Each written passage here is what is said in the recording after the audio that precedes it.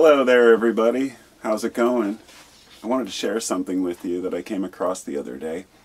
We were over at my mother-in-law's house helping her clean up some stuff and came across a couple of boxes of old books and encyclopedias that were going to go to Goodwill. I dug through the box and I found 3 books that kind of interested me.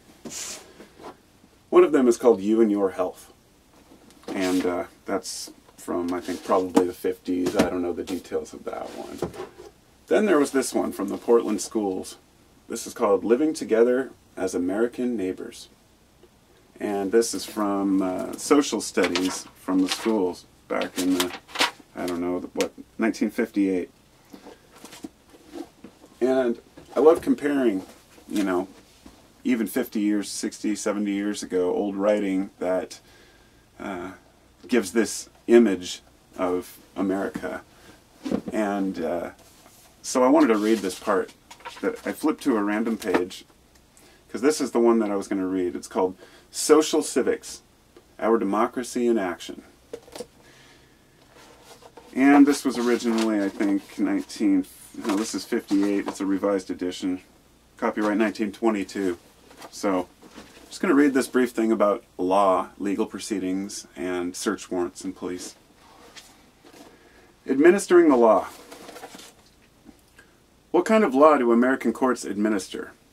We often speak of the courts as administering justice. But what the courts really administer is the law. The law may be just or unjust. For any court to wring justice out of an unjust law is indeed very difficult. Where injustice is done, it is the law and not the court that is usually to blame. People do not always realize this. What we have in the United States is a government of laws. So long as the laws are made by human beings, some of them will be unwise or oppressive. In such cases, the judges have no power to change the laws. Their sworn duty is to uphold and enforce laws as they are.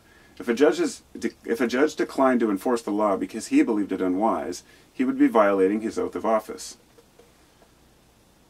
And then it goes into the different types of law.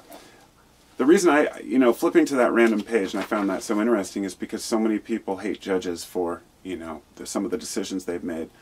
And so many times they mean well, but they are forced to uphold the law. And a lot of folks don't realize that they can't just administer justice. Where's the justice? Where's the justice? Justice lies with the laws that are made. And so I flipped to another random page, and it says, Legal protection for the individual. What happens to the man who becomes involved with the courts and the police? How does he fare? Because human rights are valued highly in the United States, safeguards are available to accused persons. When anyone finds himself in trouble with the law, he has the privilege of invoking his rights under the Constitution.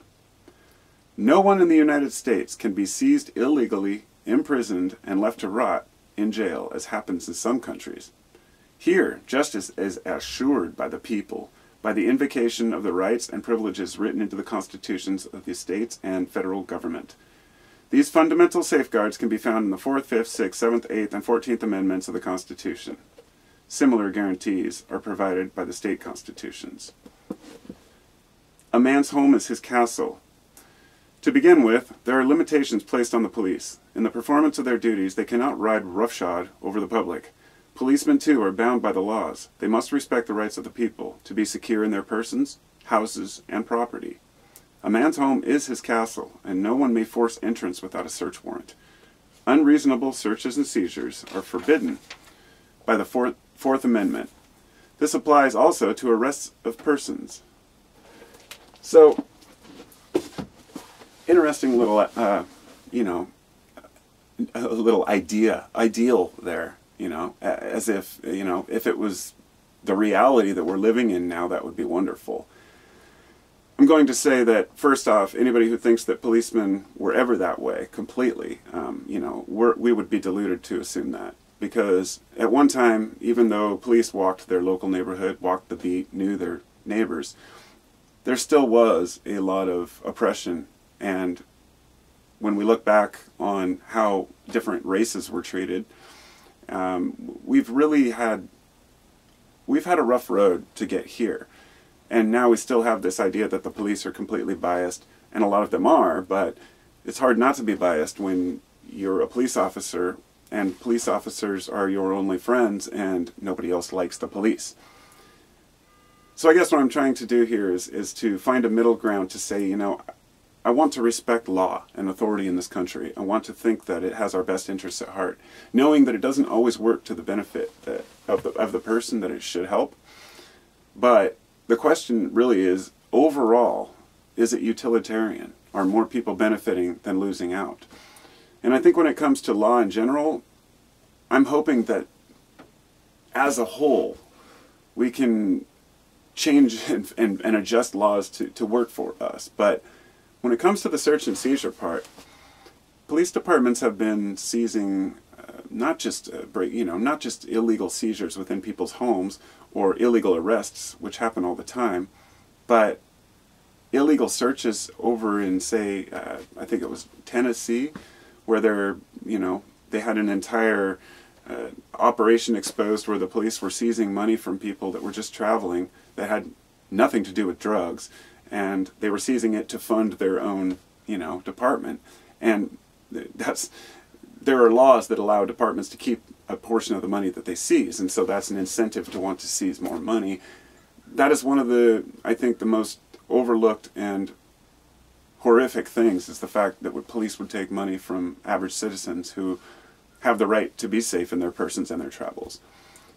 Illegal roadblocks, those kinds of things, like in Georgia, they had one after the Rainbow Gathering, they had a roadblock in the middle of the woods, and they were searching every car that came out of there, all the hippies, and they said, well, this is legal, we do this all the time. Like, yeah, in the middle of the woods. I mean, where I live, out on the West Coast, roadblocks are unconstitutional out here. They're not allowed, I believe, in Oregon. I don't think in Washington either. I don't know about California. But it's true, each state really has to decide for themselves which laws they want to invoke, which laws they want to use to protect themselves.